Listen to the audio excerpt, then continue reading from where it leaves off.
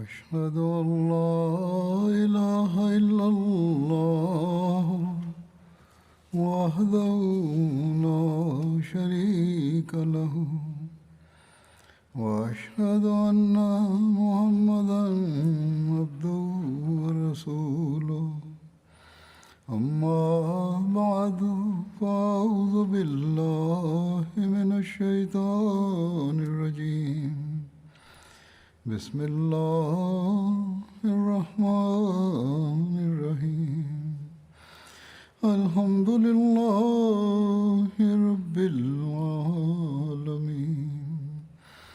الرحمن الرحيم مالك يوم الدين إياك نعبد وإياك نستعين اهدنا الصراط المستقيم صراط الذين أنعمت عليهم غير المغضوب عليهم ولا الضالين. Euzubillahimineşşeytanirracim. Bismillahirrahmanirrahim. Son hutbemde münafıklardan bahsediyordum. Yamama'daki 200'lü insanlardan ve bu konu ve Müseleme Kazzap'ın konusu sona erdi. Burada isyankarlar hükümete karşı geldiler Hazreti Ebubekir döneminde ve bu hala devam etmektedir. Birçok seferler yapıldı bu zamanda.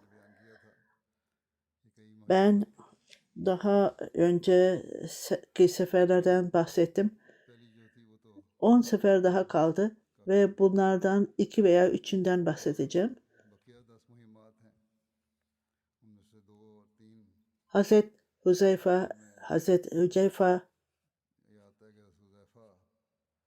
bu seferler onlarla beraber yapıldı. Bu Oman'ın münafıklarına karşıydı. Oman, Bahreyn'e yakın ve Yemen'in bir şehridir.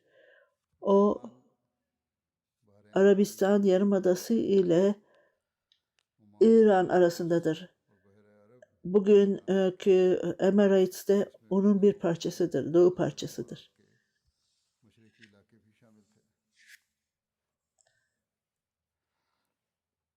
Putperestler oradadır. Mesket ve diğerleri o bölgededir. Öyle Resul-i Ekrem sallallahu aleyhi ve sellem zamanında Oman İran tarafından düşünülürdü. Cafer isminde biri oraya vali olarak atanmıştı. Orada çok tanrıcılık olan birisi de vardı. Ebu Özari, Hazreti Amr bin As da oraya İslamiyet'i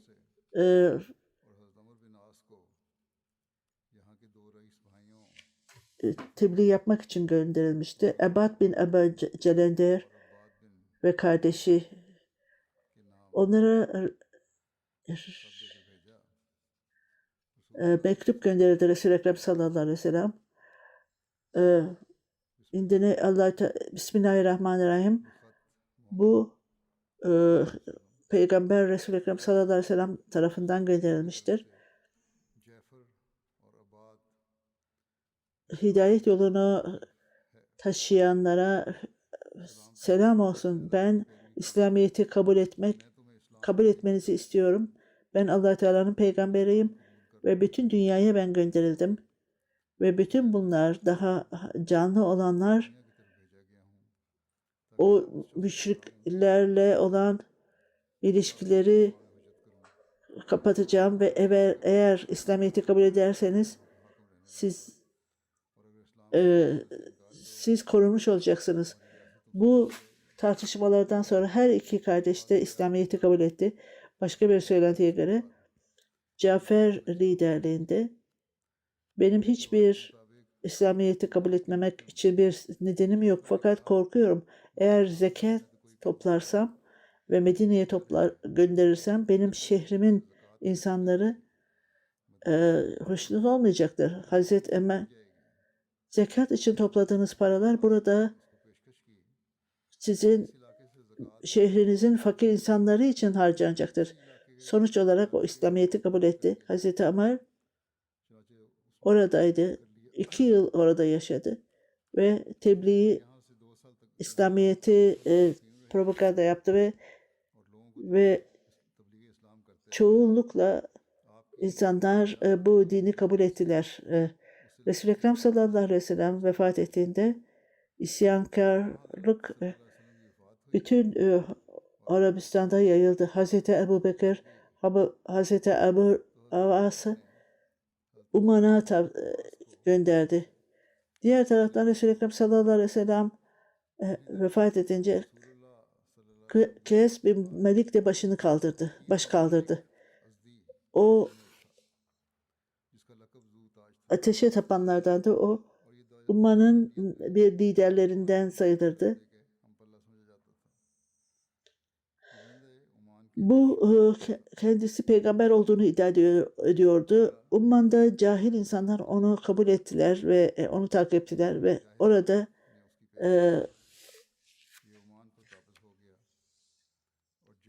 Cafer ve arkadaşları dağa sığındılar ve onlar Hazreti Ebu Bekir'den yardım istediler.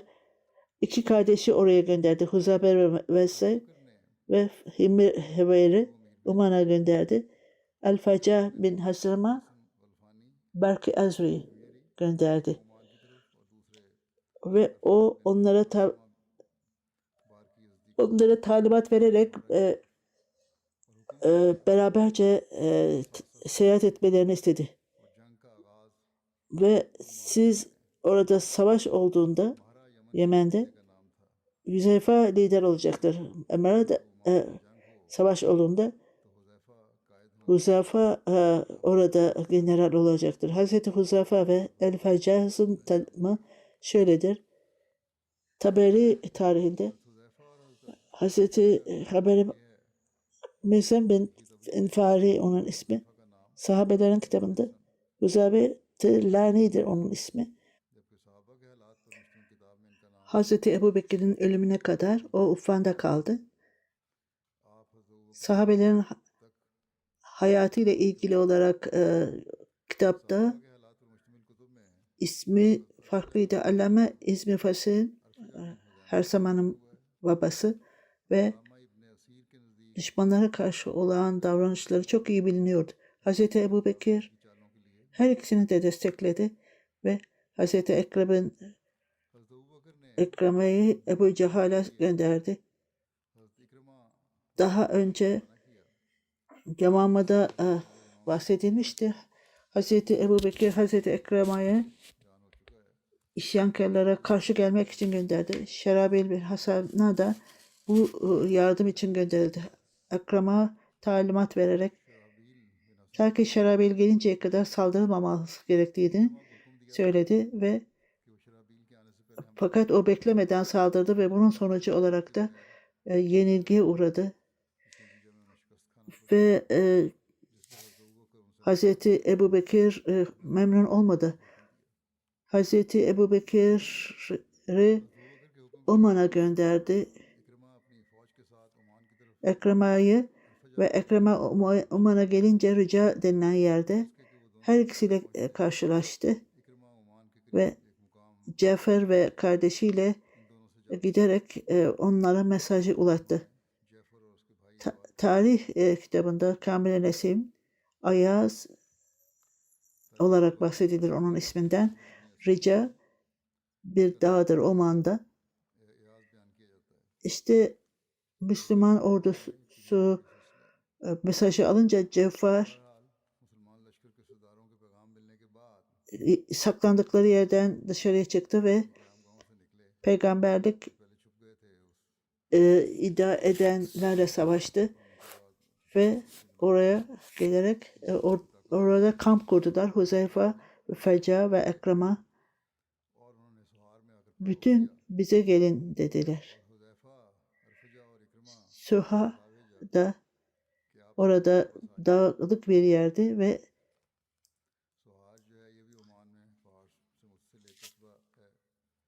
orada bir 5 günlük festival vardı ve Umman'da. Bütün bunlar, bu insanlar, ordu beraberce bir araya geldiler ve o iki yüzlüleri temizlediler. İslam ordusu geldi dediler. Kendi ordusu Müslüman ordusuna meydan okumak için ilerledi.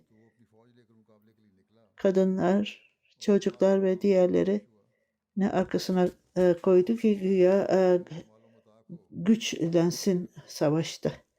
Tababir orada bir şehirdi ve Müslüman ordulara mektup getirdi. Bu haberleşmeden önce başka yerlerde bu liderlere, Müslüman liderlere cevap vererek sonuç olarak da bu haberleşmenin sonucu bütün liderler rakipten ayrılarak Müslümanlara katıldılar. Bu yolda Anbar denilen yerde çok korkunç bir ordu idi. Müslümanlar yenilgiye uğramış gibi görünüyordu fakat Allah-u Teala onlara çok hassas bir yerde onlara destekledi. Bahreyn denilen yerde de bir ordu ile gelerek Müslümanlar güçlendi ve ileriye gidirdiler ve böylece güçlü olan saldırıya karşı geldiler ve orada yaralandı. 10 bin kişinin hayatına son verildi. Kadınlar, çocuklar ele geçirildi ve El Fecca'da Hazreti Ebu Bekir'e bunlar bildirildi. Oman'da da bu Müslüman valilik orada kuruldu. Bu savaştan sonra Oman'da barış kuruldu. El Fecca'da belirtildiği gibi. Ondan sonra Medine'ye dönüldü. Hazreti Ekrem'a ordusunu alarak Bahra'ya gitti ve orada karşılaştılar. Hazreti Ekrem'a kendi seferiyle ilgili olarak münafıklara karşı Hazreti Ebu Bekir onlara Hazreti Ekrem'e sancak verdi ve Müseylema'ya karşı gelmesini istedi. Hazreti Ebu Bekir Hazreti Ekrem'e Yamama'ya gönderdi meydan okumak için Müseylema'ya. Hazreti Şerabir bin Yamama'ya da gönderildi. Hazreti Ebu Bekir her ikisini Yamama'ya gönderdi. Ekrem'e ta ki Şerabiye gelinceye kadar saldırma dedi savaşa. Ekrem'e aceleciydi ve gene bildirdiğimiz gibi Şerabiye'ye gelmeden önce o saldırmıştı düşmana. Seylama bu nedenle onu yendi ve Şerabil bin Hasab'a orada neredeyse kaldı. Hazreti Ebu Bekir Şerabiye'ye yazarak Yamama'ya yakın yerde kal dedi. Sen ikinci talimatımı alıncaya kadar orada kal dedi ona. Hazreti Ebu Bekir Hazreti Ekrem'e yazarak şimdi ben seni görmek istemiyorum. Ne söylersen kimse dinlemeyecek. Bundan sonra olur halde bir başarı elde etmezsen o zaman bana gel dedi. Ona git Oman'a git ve orada Umanlarla savaş. Huzafa'yı ve El-Şafa'yı oraya gönderdi.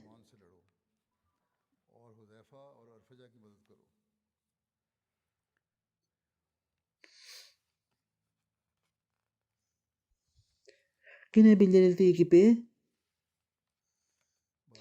Oman Arap Yarımadası'nın bir parçasıydı ve Arap Emirlikleri'nin bir bölümüydü. Ondan farklı farklı kabileler bulunmaktaydı orada. Onlar ateşe taparlardı ve ayrıca o bölgede de birçok kasabalar bulunmaktaydı. O her kişi kendi lideri olacaktır.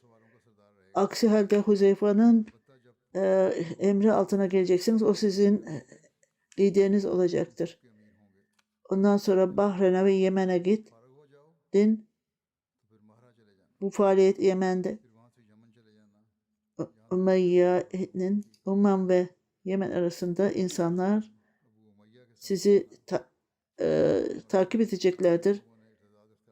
Sizin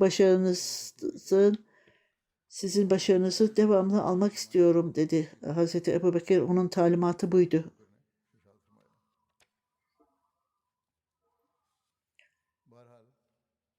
Ekrama'nın ayrılmasından sonra Huzeyfa bin Vesifani ve Erfaca Merki ve Bahra'ya gitti ve orada ikiyüzlülerle, münafıklarla savaştı.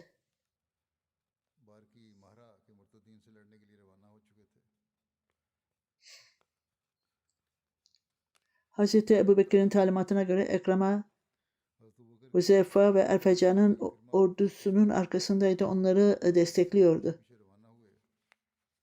Oman'a ulaşmadan önce Hazreti Ekrama'nın ordusu onlara karıştı. Hazreti Ebubekir onlara talimat verdi. Görevinizi bitirdikten sonra Umman'da Ekrama'yı takip ediniz. Onlara ister katılın, isterse orada kalmasını söyleyin. Yine bildiğimiz gibi 3 lider beraberce Umman'da bir araya geldiler ve Cafer'e orada ordu tesis ettiler. Diğer taraftan Lakit İslam gücü oraya geldiğini duyunca Tuba'ya gelerek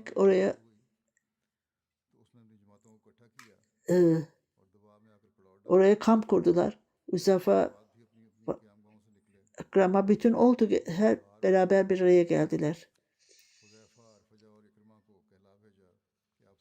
Sonuç olarak da yine belirttiğimiz gibi Sahar denilen yere geldiler ve beraberce onları o ikiyüzlülerden, münafıklardan arındırdı o yeri ve sonuç olarak Laki'de mektup yazdılar o bölgenin liderine. Banu Cüneyt ve ayrıca onları susturdular. Ayrıca Müslümanlara da mektup yazdılar. Yine belirtildiği gibi bütün liderler kendilerini Lakit'ten ayırdılar. Bundan sonra Lakit'in ordusunda çok korkunç bir savaş vardı Müslüman ordu ile beraber. Bu savaşın bahsetti. Ekrema ve Huzeyfa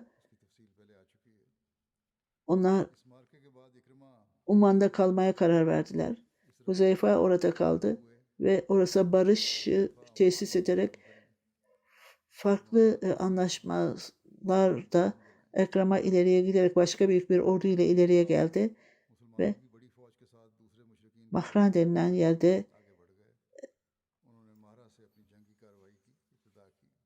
Hazreti Ekrema kendi savaşıyla ilgili olarak Umman'ın ikiyüzlüleri onları yok etti. Ekrema ve ordusu Nacat denilen yere geldi Bahra'da. Orada bildiğine göre Umman insanları onlardan yardım etti destek için ve farklı farklı kabileler bir araya gelerek sonuç olarak Ekrema, Bakrama ve diğer yardımcı kuruluşları onları yok etti. 2 gruba ayırdılar. Bunlardan bir tanesi Akidin grubu, ikisi Necdet'in Beni Harus'un emrindeydi. Bunlar bu liderlerin altında Yakit'te ve bu liderlerin her ikisi de birbirlerine karşıydı o bölgede ve birbirlerine iki ordunun arzusu daha üstün olmak istiyorlardı. Bundan dolayı Allah Teala Müslümanları destekledi ve onları Müslümanlara karşı güçlendirdi ve bundan dolayı düşmanlar ayrıldı, parçalandı. Ekrem'a bu onların ordularının çok az olduğunu görünce onları İslamiyet'e davet etti. Böylece onlar İslamiyet'e geldiler ve Müslümanlara karşı savaşmadılar. Bu duyuruda o davet kabul edildi ve Allah Teala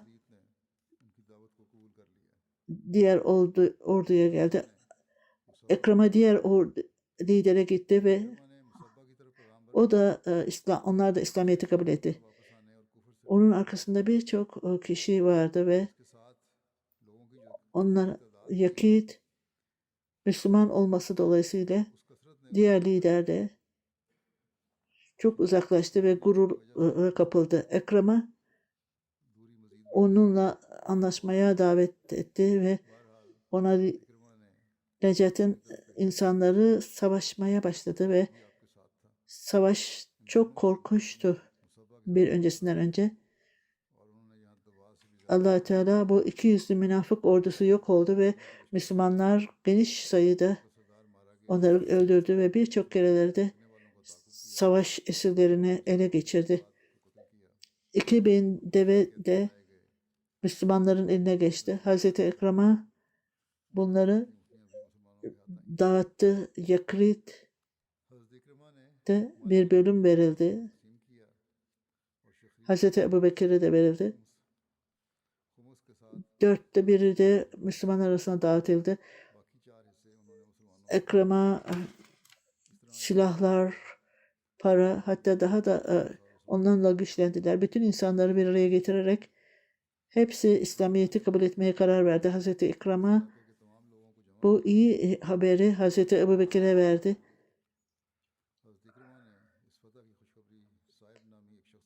Ondan sonra Hazreti Ekrem'a Yemen'e gitti. Hazreti Ebubekir Siddik radıyallahu anh'ı kendi mektubunda belirttiğim gibi geçmişte. Hazreti Ekrem'e talimat verdi. Ondan sonra Yemen'e git dedi. Yemen'de Hazreti Muad,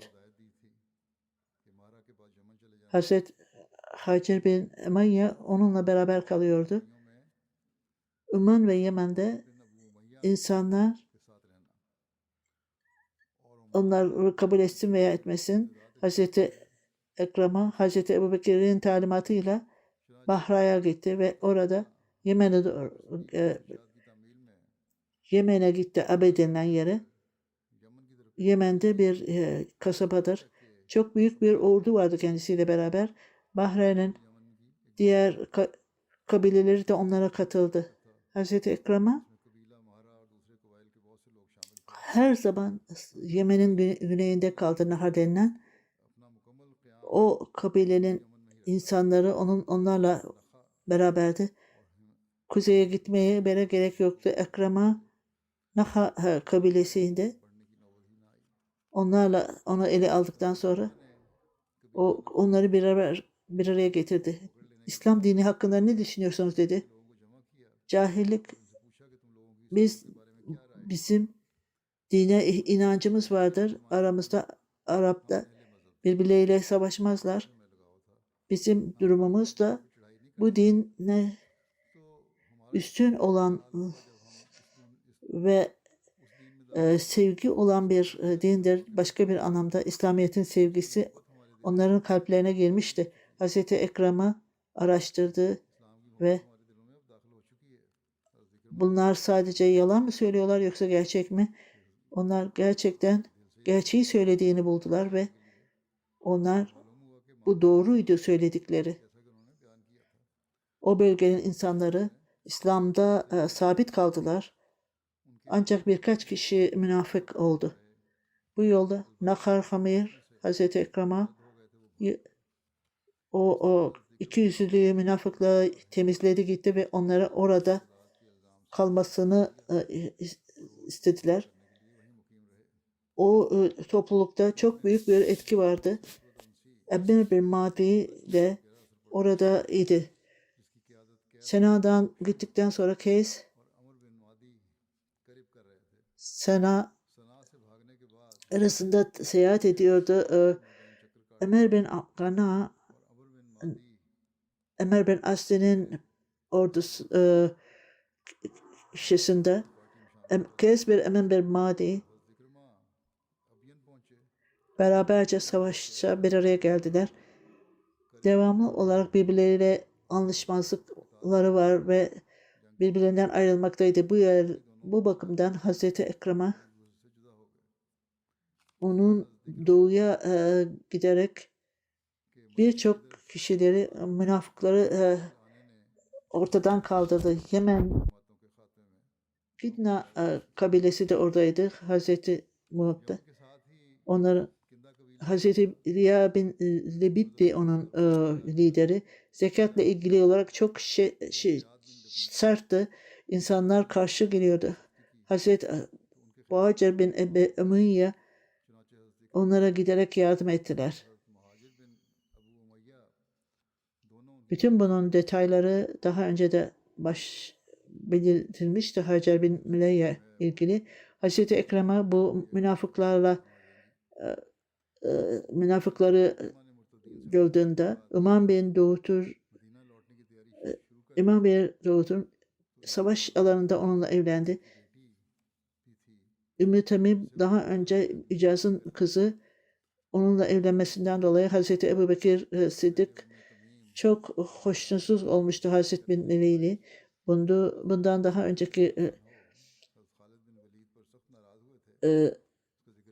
hutbede bahsettim. Buna rağmen savaşa gitti. Birçok Ekrema'nın ordusunda ondan ayrıldılar birçok kişi.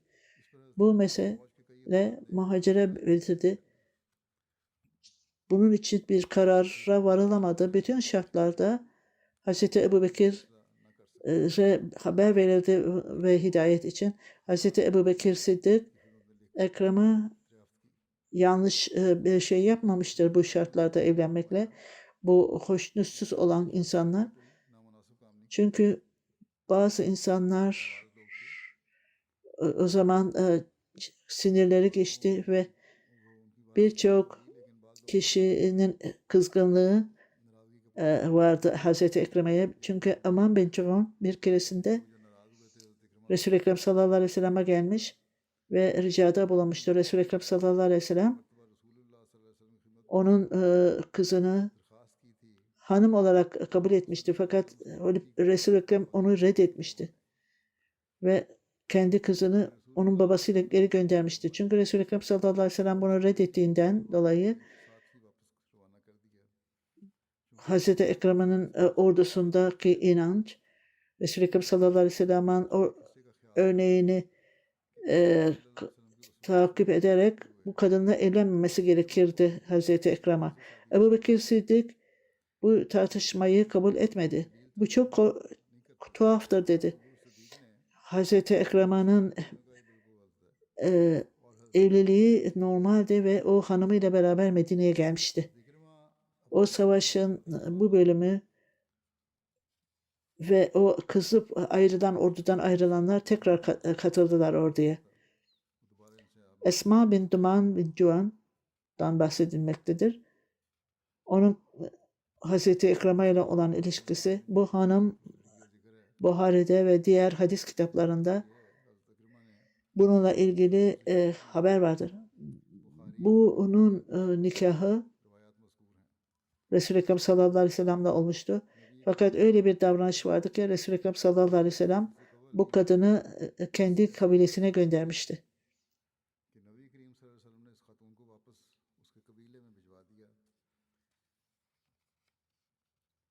Başka bir anlaşmazlık vardı. Bazı insanlar Hazreti Muhacir ile evlendi.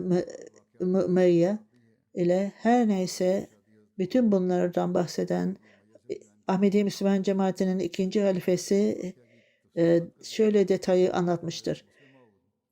Arap toprakları ele geçirildiğinde, İslam orada yayılmaya başlayınca Kidnat tarafında Esma bin Women isminde kadın, Johnny'ye, Bitti John da denilir.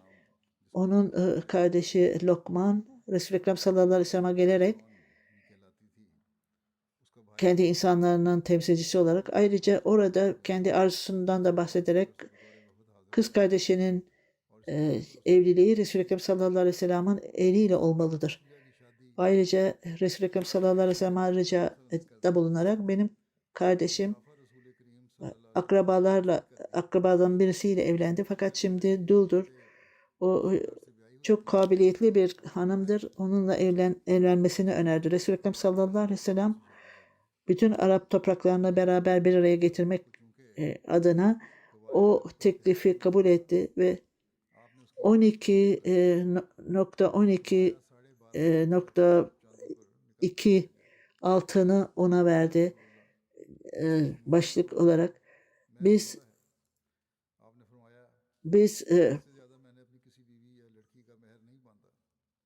önemli bir aileyiz. Bu azdır, biraz daha yükseltin dedi fakat o anlaşma yapıldı.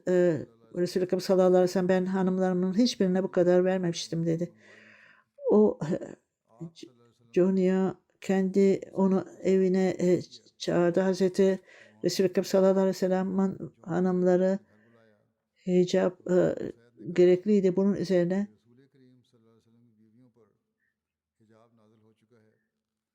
ve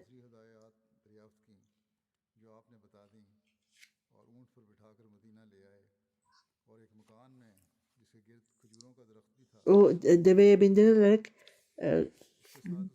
bir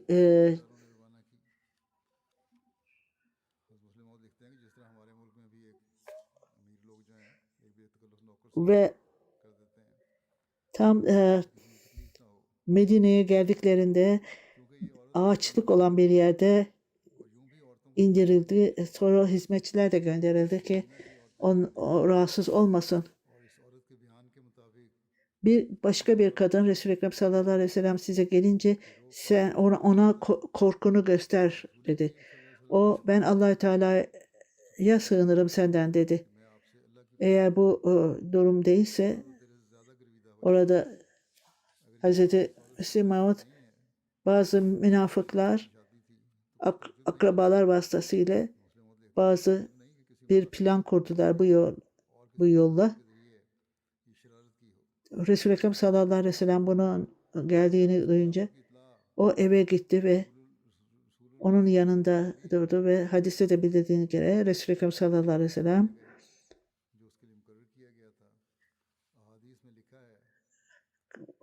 ona geldiğinde Resul-i Ekrem sallallahu aleyhi ve sellem o kızı ona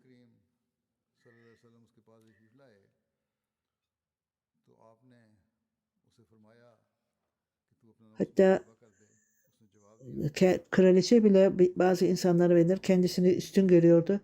Bunun üzerine Resul-i Ekrem sallallahu aleyhi ve sellem belki çok heyecanlı elini ona koyarak ona emniyet vermedi. Elini ona koyduğunda çok uygunsuz bir şekilde Allah-u Teala'ya sığınırım dedi senden. Ve Peygamber Allah-u Teala'nın ismini duyunca onurlanmış hissetti ve Allah-u Teala'nın onuruyla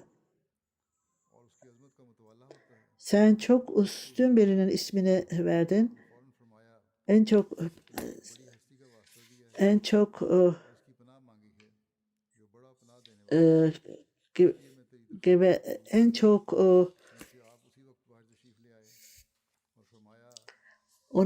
o en çok koruyan kişidir. O derhal dışarıya çıkarak Resul-i Ekrem sallallahu aleyhi ve sellem ona daha fazla elbise vesaire verdi ve onu elbiseler vesaire gerek ona verin dedi ve böylece Resul-i Ekrem sallallahu aleyhi ve sellem Kur'an-ı Kerim'in talimatı böylece yerine gelmiş oldu. Onu bu şekildeki kadınlarla ilgilidir ve onu herhangi bir ilişki olmadan onu boşadı. Ebu Hüseyin bu kadını alarak geri götürdü. O kabile hayret etti. Ne oldu dedi. Bu çok büyük bir hatamdır ve ben yalnız tavsiyede bulundum ve Resul-i Ekrem sallallahu aleyhi ve sellem geldiğinde orada bir korku belirttin ve böylece ondan daha üstün olursun dedi.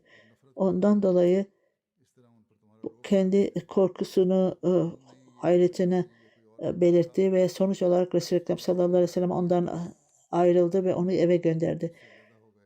Başka Habu Useyd ile ilgili daha önce de bahsetmiştim böyle bir durumda. Her neyse Hazreti Ekrem'a Kinda Hazreti Muad bu yerden döndü ve Medine'ye geldiklerinde Hazreti Ebu Bekir radıyallahu anh'ı direkt olarak Halid Said de yardım için gidin.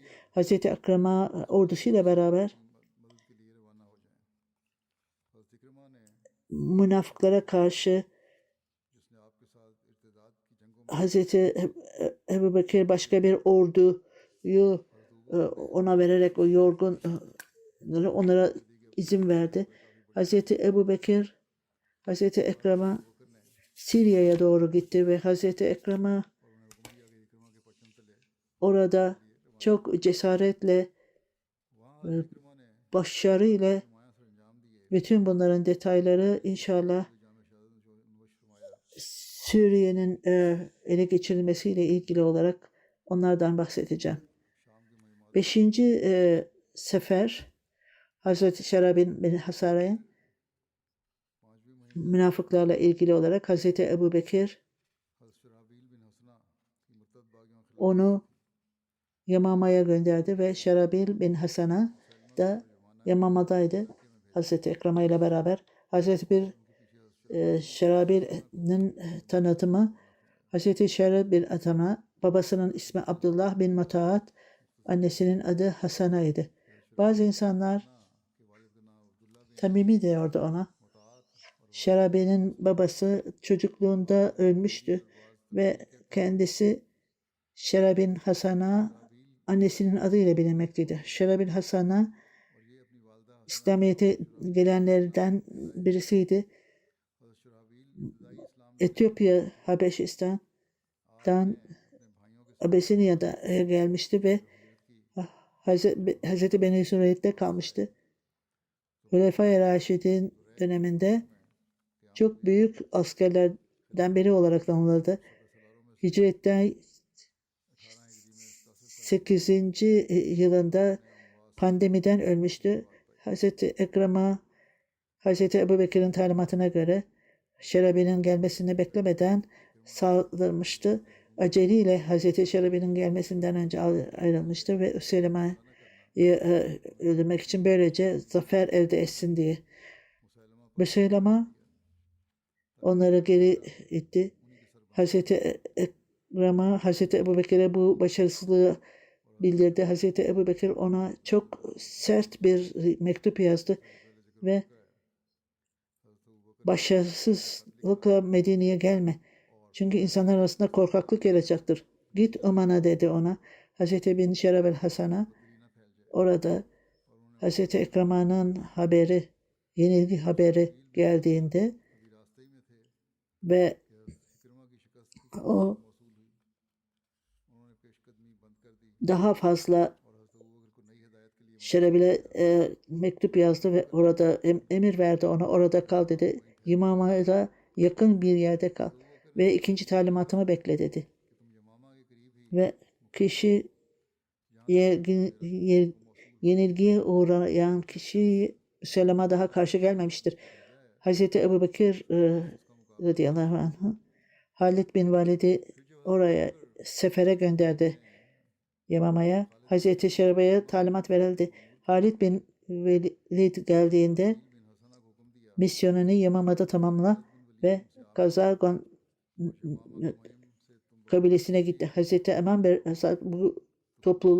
bu güce karıştı ve o İslamiyet'i reddeden liderler veya hilafeti reddetmekle kalmayıp onlarla savaştı. Bu Medine'den 10 gün uzak bir yerde ve batıda bir yerdi. Hz. Ebu Bekir Sıddık radıyallahu anh'u kendi talimatı üzerine Hz. Şerabir kendi ordusuyla birlikte orada kaldı.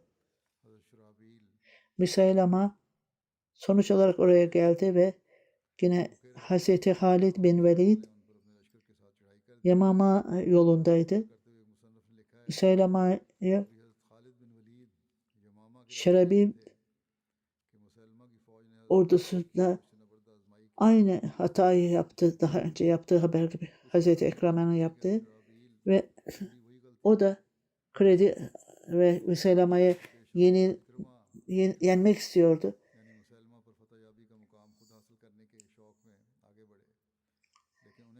Bu doğru haber değildi.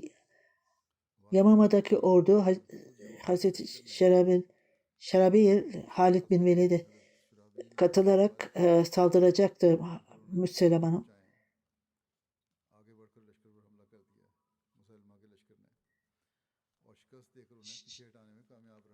Belki Şerabil geri çekildi.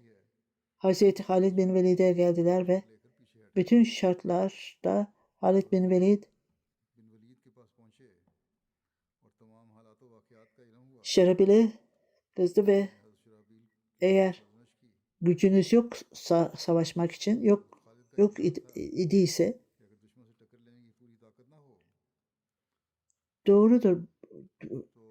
Ta ki güç alıncaya kadar durdur. Gücün yoksa güçlü bir orduyla savaşmaya başladın ve ondan sonra yenildin. Hazreti Şerabil Halid bin Velid'le savaşmaya devam ettiler. Halid bin Velid ve Şerabil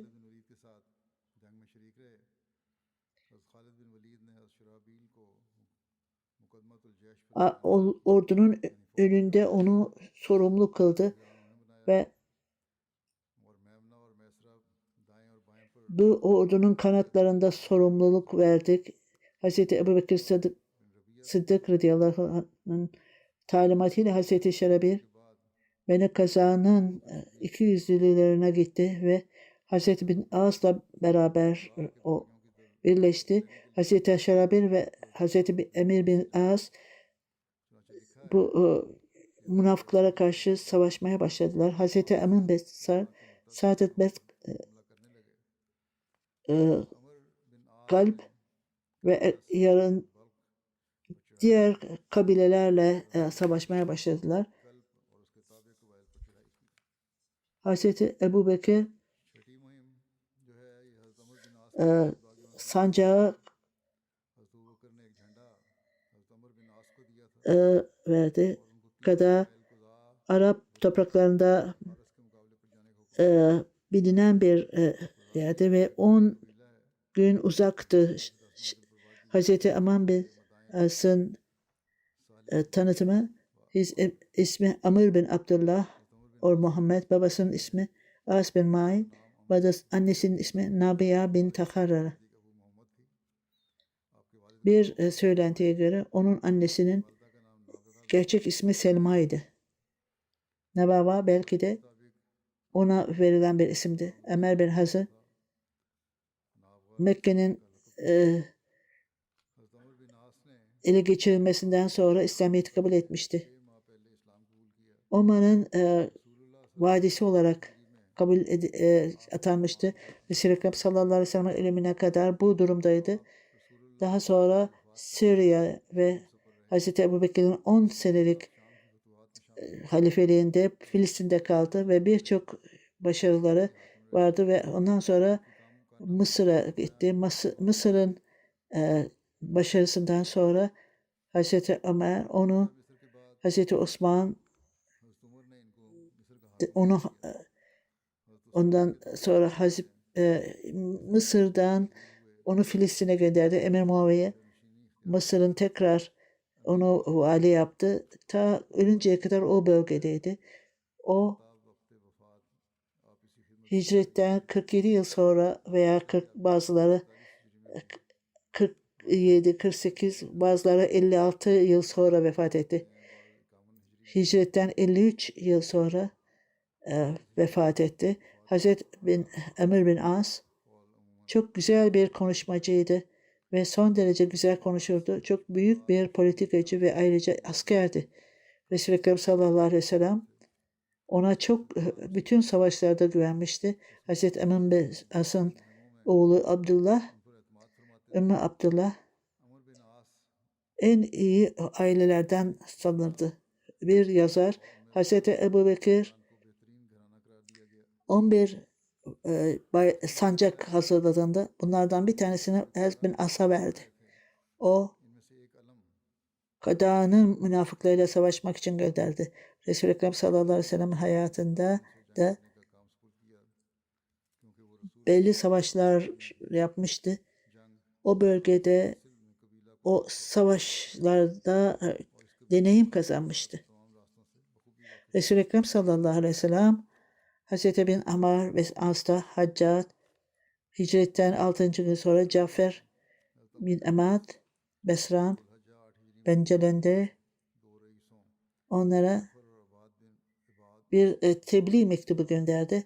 O çok başarılı bir seferdi ve Hazar bin Amr İslamiyet'i kabul etti. Resul-i Ekrem sallallahu aleyhi ve sellem mutluluğunu ifade ederek onu amanda tutarak zekat toplamasını istedi. Hazreti Ebu Bekir radıyallahu anh mektup vasıtasıyla Resul-i Ekrem sallallahu aleyhi ve sellem'in vefat ettiğini görünce o bütün Arap Hazreti bin Ömer talimat üzerine Medine'ye geldi. Bu isyankarlar bastırmak için 11 sancağı gönderdi. Hazır bir Şerabi'ye git, misyonunu Yamama'da başarılı kıldın. Şimdi Kazaya git ve orada kal. Hazreti Emir bin As'ın yanında bu isyankarları İslamiyet'e çağır. Kendi muhaliflikleriyle meşguller onlar. Sonuç olarak Hazreti Emir bin As, Şerabi her ikisi de Kazaya gittiler ve münafıklara giderek onlara karşı sefer yaptılar ve saldırdılar. Beni Kuda İslamiyet'i mutlu olarak kabul etmediler. Aynen kabile İslamiyet'i korkudan kabul edeceklerdi. Kalpleri esas olarak İslamiyet'ten uzaktılar. Bunun sonucu olarak da Resul-i Ekrem sallallahu aleyhi ve sellem'in ölümünden sonra Müslümanlar şimdi zayıftır. Herhangi bir zekat vermeyeceklerdir diye düşündüm. Hilafetin talimatı Hazreti bin Avf'a aynı yolla daha önce de yapıldığı gibi talimat Benu Kaza'nın insanları savaşta çok korkunç bir savaş yapıldı ve daha önceden Kaza insanları yenildi ve Ömer bin Kaza onlardan zekat aldı ve tekrar onları İslamiyet'e getirdi ve zaferle Medine'ye döndüler. İnşallah bundan sonraki seferlerden gelecek hutbelerimde bahsedeceğim.